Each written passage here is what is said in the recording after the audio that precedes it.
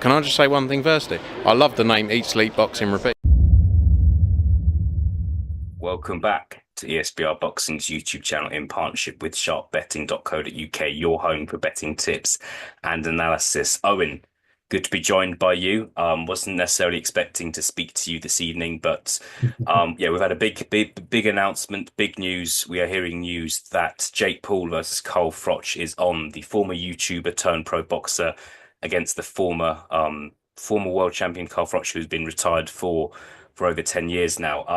Owen, good to be joined by you again. But yeah, give us your instant reactions. As the pair have had a back and forth in the past, but now they are officially fighting. Um, it's a surprise, but it's not a surprise. I think if you're going to look at two actual ex-pro boxers that Jake Paul's going to fight, not your likes of Anderson Silva and basketballers and all that shite. I think Carl Froch or Tony Bellew would be one of the two. Obviously, Carl Froch is a lot more likely. I think with Tony Bellew just keeping his name relevant and himself in the media. Whereas I think if you look at Carl Froch, he does look to still be in shape. He does look to keep himself fit, but with this absolute circus, you just don't expect as much as you expect things. You don't expect them either.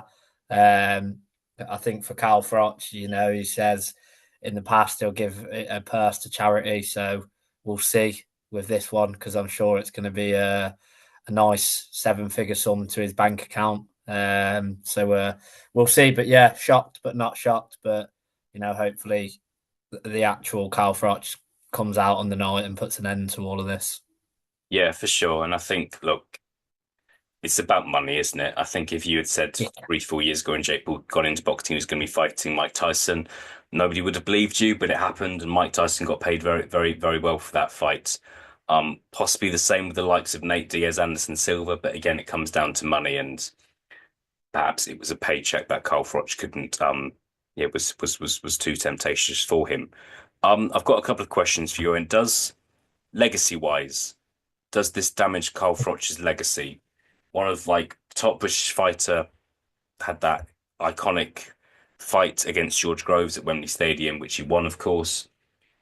When it's kind of all said and done, Carl Froch is kind of genuinely an old man. Will this damage his legacy, do you think? Yes and no.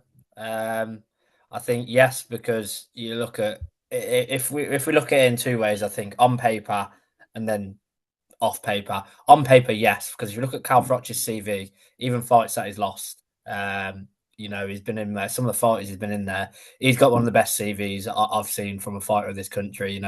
Wasn't scared to fight anyone. Went in with the best. Even looking at when he'd travel over to the likes of America to fight the likes of Jermaine Taylor, Andre Ward, etc.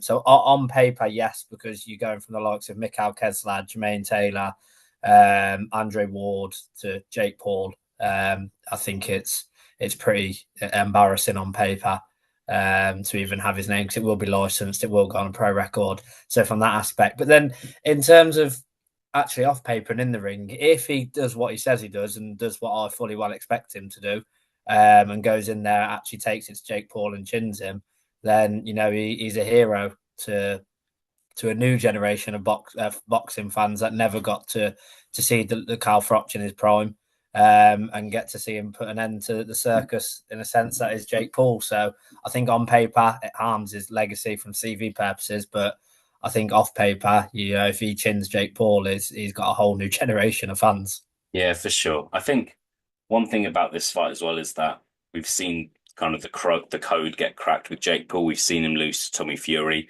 so we know he's not this guy who's going to turn into a world champion or elite boxer. We knew that anyway. Don't get me wrong, but now we know for sure. And some people who weren't sure and thought, "Oh, Jake Paul's actually quite good at boxing," they know that actually already he's not very good because he's lost to Tommy Fury, who's also not great. But this is kind of a different kettle of fish. Final one from me, Owen. Got to get a prediction from you.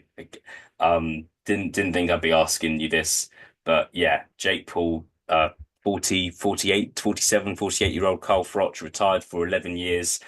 What do you see happening?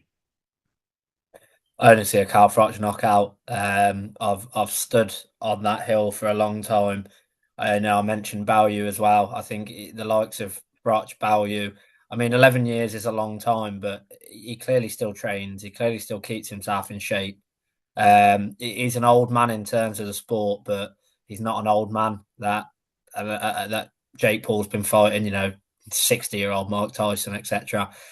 So I fully expect Cal Froch, with a full 12-week camp. He's obviously been training, keeps himself in shape. It's just fine tuning what he hasn't been doing for a while. So I fully expect Cal Froch to knock him out. It's hard to say when, but if it went 8, 9, 10 rounds, I'd be surprised. So Cal Froch inside 6. I'll watch inside 6. All right, we'll see if the Cobra can do it. Legacy's reputation on the line. Look, it would be quite. If Jake Paul were to beat Carl Froch, it'd be interesting to see kind of the reaction from that. But we'll see what happens. It is official now. Jake Paul will fight Carl Froch. June 14th is the date we are being told. Owen, good to be joined by you as always, and I'll speak to you again very, very soon. Pleasure as always, mate.